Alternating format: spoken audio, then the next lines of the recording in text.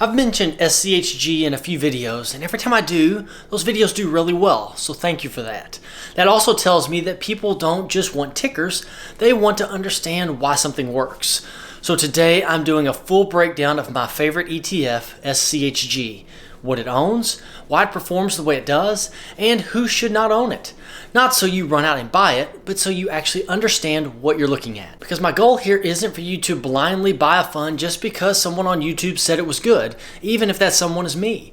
I want you to know what to look for when you're evaluating a fund like this on your own, what questions matter, and what trade-offs you're really making.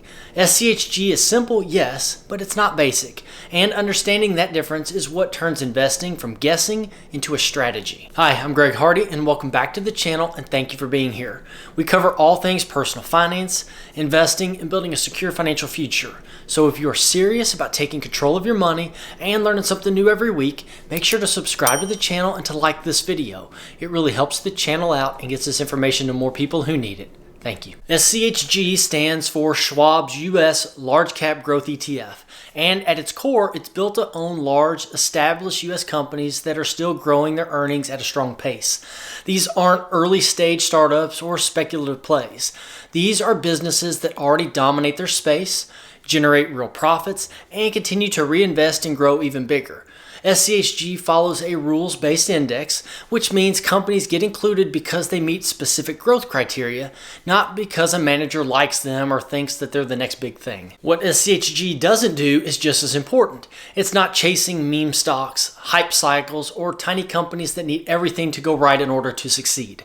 It stays focused on large cap growth, which gives it more stability than pure speculation, but more upside than value-heavy funds. That focus is why SCHG can feel boring at times, and that's actually a good thing. Boring tends to be repeatable. This also isn't a get-rich-quick fund. It's a stay-rich long enough for compounding to matter fund. SCHG is designed to work over long periods of time, letting strong businesses grow, reinvest, and compound without you needing to constantly trade in and out of it. If you give it time and understand what it's built to do, it can quietly become one of the strongest growth engines in a long-term portfolio. What SCHG owns is the biggest reason it behaves the way it does. The fund is heavily weighted towards large cap growth leaders, especially in technology and innovation-driven sectors. These are companies with massive scale, strong balance sheets, and a long track record of growing their earnings. They're not small, fragile businesses trying to survive or speculative meme plays. They're dominant players shaping entire industries. Because of that focus, top names like NVIDIA, Apple, Microsoft, Amazon, Tesla, Meta, Alphabet, Broadcom, and Eli Lilly make up a significant portion of the fund's assets. One thing that stands out with SCHG is concentration. A relatively small number of top holdings drive a large portion of the fund's returns. For some investors, that sounds risky, but in this case, it's intentional. Growth by nature is not evenly distributed. A handful of exceptional companies tend to do most of the heavy lifting over time, and SCHG allows those winners to matter instead of constantly trimming them down. That's why the largest names carry more weight than the hundreds of smaller positions in the fund. This concentration is a feature, not a flaw. SCHG doesn't fight success. When a company continues to grow, it naturally becomes a larger part of the fund. That's very different from strategies that rebalance away from winners too quickly. SCHG lets strong businesses keep compounding, which is a big reason it has delivered solid long-term growth for investors willing to stay the course. So when SCHG does well, it's usually because the biggest, most profitable companies in the world are doing well. And when it struggles for that very same reason. That's an important thing to understand going in. You're not buying something disconnected from the real economy. You're buying direct exposure to some of the companies driving it, and that alignment with real economic growth is why SCHG performs the way that it does. Looking back over the last decade, SCHG has delivered some impressive growth. Through 2025, the ETF posted roughly a 420% total return over 10 years, which works out to a compound annual growth rate of about 18% per year. Over the most recent 5-year period, returns have also remained strong at around 120%, or roughly 17.5% per year on average. This performance is largely driven by price appreciation and capital gains, supported by SCHG's heavy exposure to innovation-focused sectors like technology and healthcare.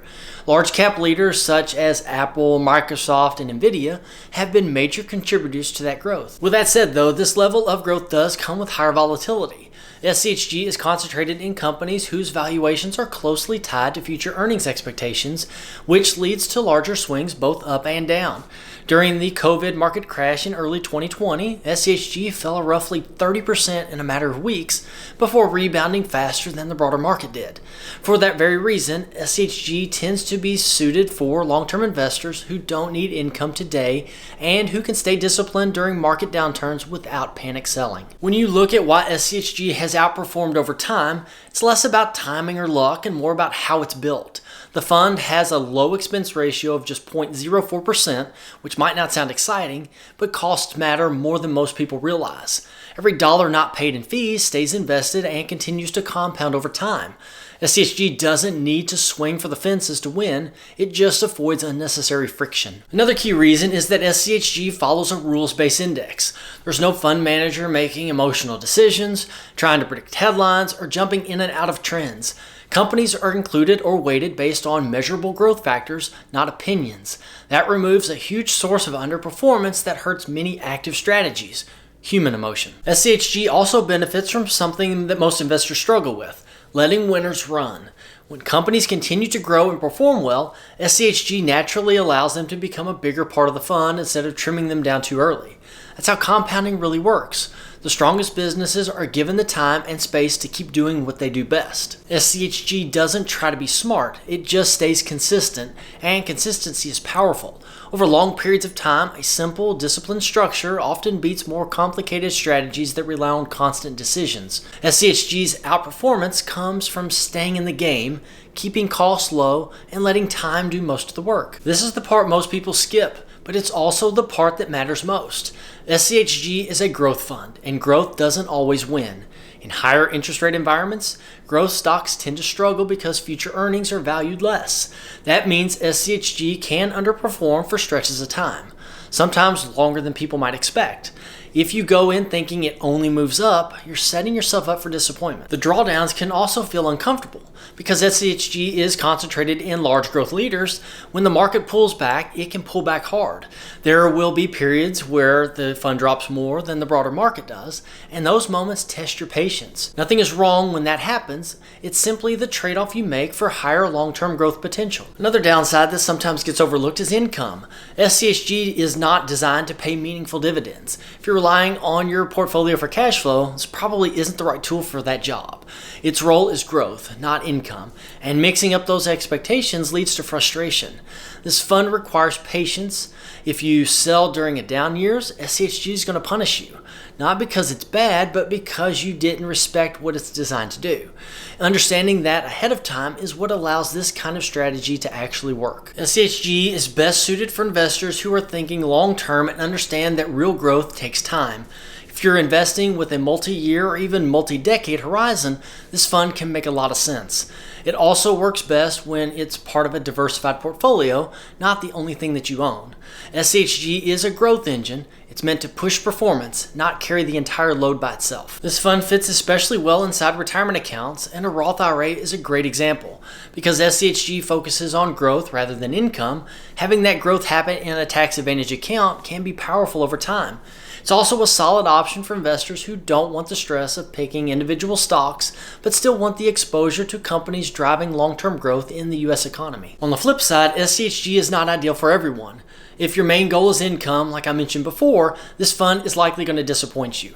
If you're a short-term trader looking for quick moves, you'll probably get frustrated.